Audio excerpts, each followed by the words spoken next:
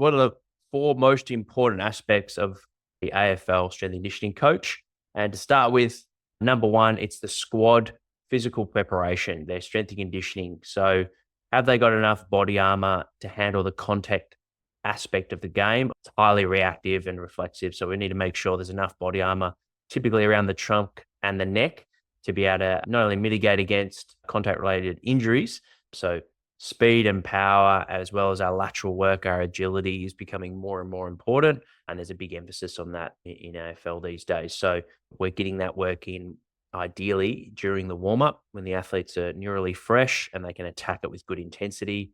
When it comes to their strength training, we want to make sure that we're getting that strength training in done at high intensity. That's earlier in the session of the gym program, which is typically after their running session. So obviously the AFL strength and conditioning coach, it's our role to make sure that we're getting in the adequate work at the right time throughout the week on the right days.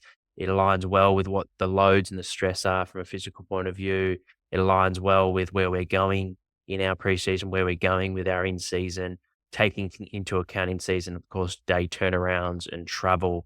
Number two, sports science. So sports science has been at the forefront of how we do things as strength and conditioning coaches. We aren't necessarily in the role of a full-time sports scientist analyzing the data all throughout the day. There's typically at a club, an AFL or known as a performance scientist at the club that will be analyzing the data. But as strength and conditioning coaches, we're keen on the load monitoring. So using GPS to be able to track how far players are running, how fast they're running, and making sure that particularly our faster players, they're hitting above 90% of max velocity once or twice a week. They're getting above 95% velocity on a fortnightly basis, whether it be in the game or in training.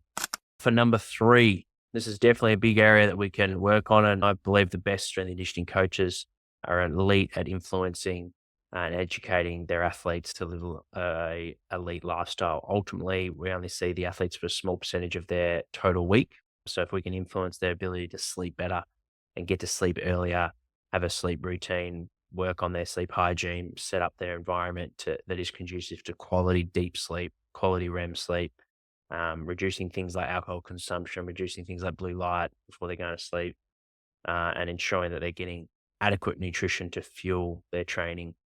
And they're periodizing their nutrition just like we're periodizing our program. So educating the athletes, make sure they're engaged with the AFL performance dietitian at the club, and really valuing the importance of fuel and being in good shape. Number four, individualize and collaborate. I've probably already touched on these two, but we want to make sure, are the athletes developing? Right, we're preparing their body for the long term. Perhaps they're not going to play many games or no games at all this year, and that's pretty clear. So we can put more physical stress into that athlete because it's not about performing today. It's about them being able to be ready to perform in the future and putting in extra work into their speed and their strength program to allow for that. So when they are cracking into the team, you've maximized those times where they were able to really enhance their physical capacity. Availability, making sure they're working closely with the medical team, putting in good strategies in place to ensure that the athlete's available and reducing the risk of injuries, mitigating our risk of injuries for things like calves, hamstrings, and groins. Obviously, with the reconditioning program, as AFL strength and conditioning coaches, we're working closely with the medical team, and the best reconditioning programs are collaborative between the medical coaches, technical, and the high performance coaches, strength and conditioning coaches. So we have a part to play with that, understanding the physical demands and the game that player needs to be able to play. It's obviously more than just simply creating a workout like a personal trainer would do. And I've done that for 8 years. This is very different.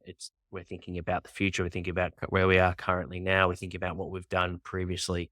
So we're data informed. There's lots of science that goes into it. There's also lots of art and making sure we've got really strong relationships with the athletes. So there's high care involved. And then we're making sure that they know no matter what, this is the best program for them and for the team. We're collaborating and we're integrating with everyone that's involved.